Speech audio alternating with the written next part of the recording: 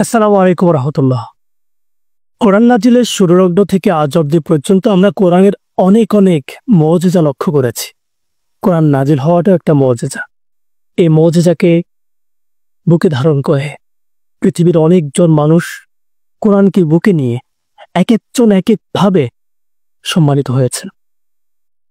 কিন্তু আশ্চর্যের বিষয় হচ্ছে, আজকেও আমি ভিন্ন রকমের কিছু আপনাদের সামনে উপস্থাপন করতে চাই। আমার সাথে বসে আছে মোহাম্মদ তাকমিল। সে জড়তা ছাড়া কথা বলতে পারে না, কিন্তু আপনি অবাক হবেন যখন তার কোরআন তিলাওয়াত শুনবেন। সে কিভাবে অনর্গল জড়তা মুক্ত ভাবে কোরআনুল কারীমের তিলাওয়াত করছে। তাকমিল, কেমন আছো?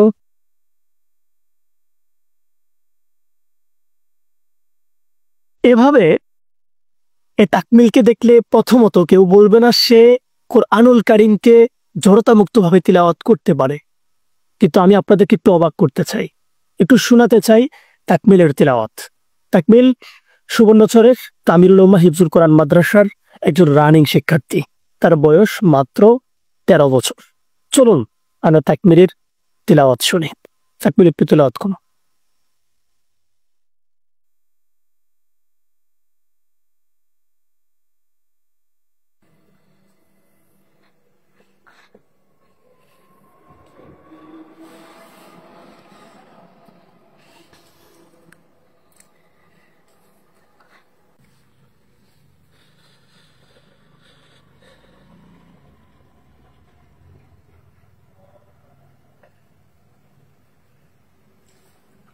أعوذ بالله من الشيطان الرجيم.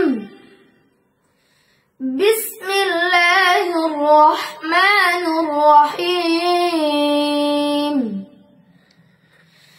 إلا من تاب وآمن وعمل عملا صالحا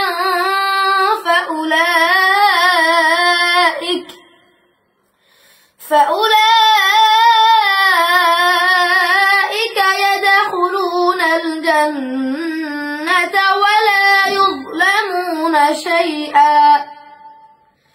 جنات عدن التي وعد الرحمن عباده بالغيب إنه كان وعده مأتيا.